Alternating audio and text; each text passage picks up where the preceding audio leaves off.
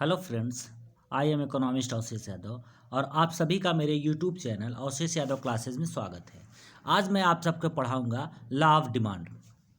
Law of demand किसने दिया, कब दिया, इसका क्या अर्थ है, ये सब मैं आप सबको समझाने वाला हूँ। इसका अजम्पशंस क्या हैं, लिमिटेशंस क्या हैं, सब मैं समझाने वाला हूँ। तो लॉ ऑफ डिमांड ये अल्फ्रेड मार्शल ने 1890 ईस्वी में दिया था। इनका बुक एक पब्लिश हुई थी, प्रिंसिपल ऑफ इकोनॉमिक्स। ये याद रखिएगा क्योंकि ये सब एग्ज़ामों में आ जाता है। ये कभी कभी पूछ देता है लॉ ऑफ डिमांड किसने दिया, ये कब आया, और इसका कभी कभी मैचिंग दे देता है। कभी कभी ये पूछ देता है किस बुक में आया, और कभी कभी ये पूछ देता है प्रिंसिपल ऑफ इकोनॉमिक्स किसने लिखा है। तो ये अल्फ्रेड मार्शल ने लिखा है। कब लिखा है? 1890 में लिखा है।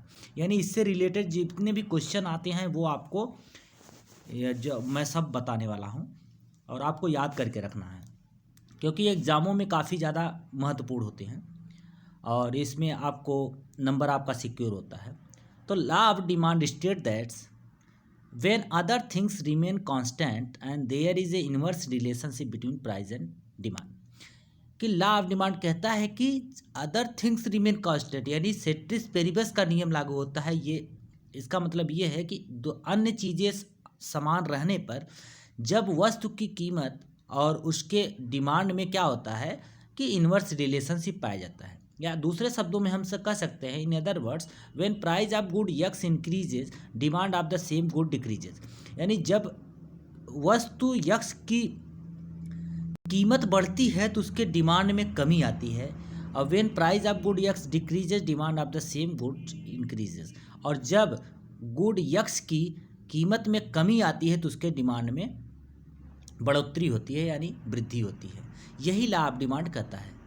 और इसके अजम्पशंस क्या हैं, चलिए आप उनको समझा देते हैं। Characteristics of the law of demand, ये इसमें करेक्टरिस्टिक्स में क्या दिया गया है, price is the independent variable. जो प्राइस है वो इंडिपेंडेंट वेरिएबल है, यानी वो वाई एक्सेस पर रहेगा, और demand is the dependent variable, और डिमांड जो है वो एक्स एक्सेस पर रहेगा। वो डिपेंड है किस पर? प्राइस पर। यानी जो डिमांड है वो किस पर डिपेंड है? प्राइस पर। यानी प्राइस के चेंज होने से डिमांड में चेंज होता है, न कि डिमांड में चेंज होने से प्राइस में चेंज होता है। ये लॉ ऑफ डिमांड नहीं कहता। Good is independent to other goods. जो गुड्स होते हैं वो दूसरे गुड्स से अलग होते हैं, यानी उस पर डिपेंड नहीं करते। यानी उनके प्राइस और दूसरे गुड्स के जो प्राइस है, उसके डिमांड है, उसका इस गुड्स पर कोई इफेक्ट नहीं पड़ता। Demand is a good of demand of good x is not affected by the other goods. यानी जो डिमांड है यक्स गुड का, यानी किसी एक वस्तु की जो डिमांड है वो किसी दूसरे गुड के डिमांड या दूसरे गुड्स से कोई इफेक्ट नहीं होता। आगे देखें क्या है, assumptions of the law of demand. इसको आपको याद करके रखना है क्योंकि ये करेक्टरिस्टिक्स में पूछ देता है, अजम्पशंस में पूछ देता है। सेट्रिस पेरिबस का नियम लागू होता है। इसका कहने का मतलब है अदर थिंग्स बीइंग सेम, अन्य चीज़ें समान होने पर, यानी अन्य बातें समान रहने पर। अन्य बातें क्या क्या है वो अब मैं आपको यहाँ समझाने वाला हूँ। No change in the income of consumer, यानी कंज्यूमर के इनकम में कोई चेंजेस नहीं आते। नो चेंज इन टेस्ट, यानी उसके टेस्ट में कोई कमी या बढ़ोतरी नहीं होती, यानी उसका जो टेस्ट है सेम एक जैसा बना रहता है। No change in the related goods, यानी रिलेटेड गुड्स में कोई परिवर्तन नहीं होता, यानी रिलेटेड गुड्स के डिमांड या सप्लाई में या उसके प्राइस में कोई चेंजेस नहीं आता। जैसे होते हैं रिलेटेड गुड्स, क्या होते हैं? कम्प्लीमेंट्री गुड्स या सब्स्टिट्यूट्स गुड्स। कम्प्लीमेंट्री गुड्स और सब्स्टिट्यूट्स के जो गुड्स होते हैं वो ये मान लिया जाता है ये सभी सेम हैं, इसमें कोई इफेक्ट नहीं पड़ने वाला है, यानी ये सभी पहले जैसे हैं। नो चेंज इन पॉपुलेशन, यानी पॉपुलेशन में कोई कमी या बढ़ोतरी नहीं होती, या पॉपुलेशन में जो इनकम आता है वो डिस्ट्रीब्यूशन में कोई चेंजेस नहीं आता, ये सभी कांस्टेंट मान लिए जाते हैं।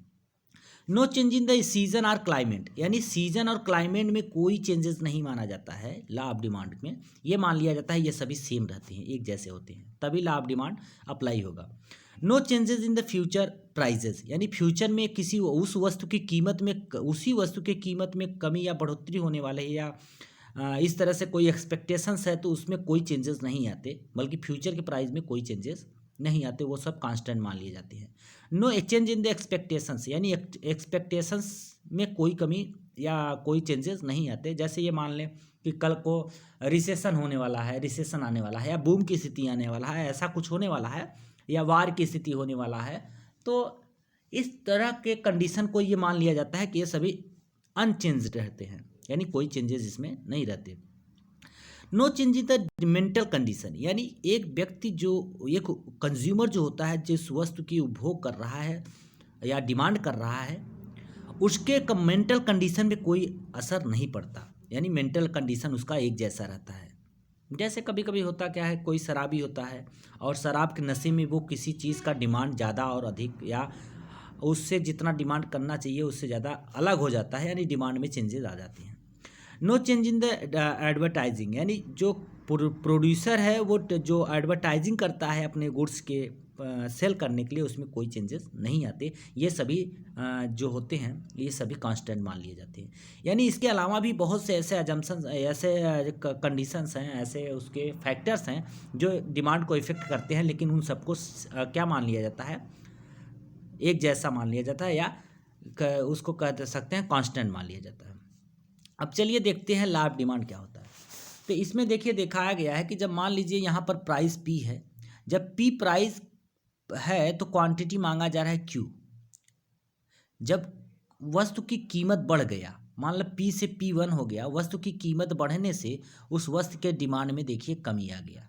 जो यहाँ पर ये कमी आया है, ये देखिए Q से Q1 की तरफ वो चला गया। अब देखिए यहाँ पर Q से Q1 की तरफ जो गया, ये उसके क्वांटिटी में कमी आया है, यानी प्राइस में जो बढ़ोतरी हुआ है, प्राइस जो बढ़ा है P से P1 की तरफ, इसके वजह से क्वांटिटी में कमी आया। कहाँ से? Q से Q1 की तरफ। देखिए ये Q से Q1 की तरफ कमी आया। अब यहीं पर मान लीजिए इनिशियल जो मान लीजिए, अगर हम मान लेते हैं कि इनिशियल इसका प्राइस मान लीजिए क्या है, इसका इनिशियल प्राइस P1 है, तो P1 प्राइस है मान लीजिए। अब उसके प्राइस में कमी आ गया। उसके प्राइस में कहाँ कमी आया? P1 से P आ गया, तो उसके कीमत, उसके जो क्वांटिटी अब पहले Q1 था, अब Q1 से Q की तरफ वो शिफ्ट कर जाए, यानी वो Q से Q1 की तरफ, देखिए यहाँ से Q से Q1 की तरफ वो इतना क्वांटिटी अब डिमांड करेगा, यानी इसके क्वांटिटी में बढ़ोतरी हुई है। तो यहाँ पर आप देख सकते हैं कि इसके क्वांटिटी में क्या हुआ है, बढ़ोतरी हुआ है। अब यहीं पर अगर ये मान लें कि जैसे मान लीजिए यहाँ पर अगर ये देखें कि अगर यही जो क्वांटिटी यहाँ से यहाँ तक जो प्राइस हुआ है, प्राइस में जो कमी आया है, ये यहाँ से जो इसमें कमी आया है, और ये वही इसमें क्या हुआ है, इसमें बढ़ा है, क्वांटिटी बढ़ा है। प्राइस में कमी होने से क्वांटिटी में बढ़ोतरी हुआ है। लॉ ऑफ डिमांड सेम यही चीज़ें कहता है, इसके अलावा वो कुछ ऐसा नहीं कहता। अब इसको आप अलग से बनाकर भी देख सकते हैं। जैसे मान लीजिए ये है आपका, ये डिमांड रेखा है और ये आपका प्राइस है। ये मान लीजिए आपका क्वांटिटी है, ये आपका इनिशियल पॉइंट है, ये एक्स एक्सिस है और ये वाई एक्सिस है। यहाँ पर हमने प्राइस रख दिया और यहाँ पर क्वांटिटी रख दिया। अब प्राइस के कम होने से, यानी प्राइस मान लीजिए यहाँ पर आ गया, देखिए क्वांटिटी आपका बढ़ जा रहा है, यानी Q से Q1 हो गया। अब अगर हम प्राइस को घटा दें, अगर प्राइस यहाँ से P से P1 की तरफ आ गया, अब यही प्राइस बढ़कर P2 हो जाए, तो देखिए प्राइस P2 होने से क्वांटिटी में कमी आ गया, यानी क्वांटिटी और कम हो गया, यहाँ पर Q2 हो गया। यानी कि क्वांटिटी क्या है, क्वांटिटी जो है वो मान लीजिए यहाँ पर Q1 पहले था। अब देखिए आप देख सकते हैं कि QP, यानी जो P है, ये P जो है, P प्राइस पर क्वांटिटी कितना खरीदा जा रहा था, Q, और जब P प्राइस से वो बढ़कर P1 हुआ, यानी घटकर P जो प्राइस में कमी आया P1 हुआ P से, तो ये देखिए क्वांटिटी आपका बढ़ गया, Q2 हो गया।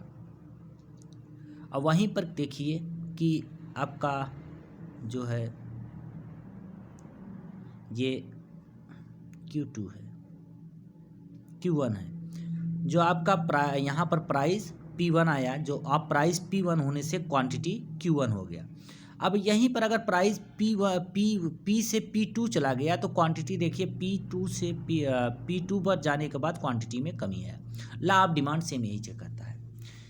और आज के लिए बस इतना ही। Thank you.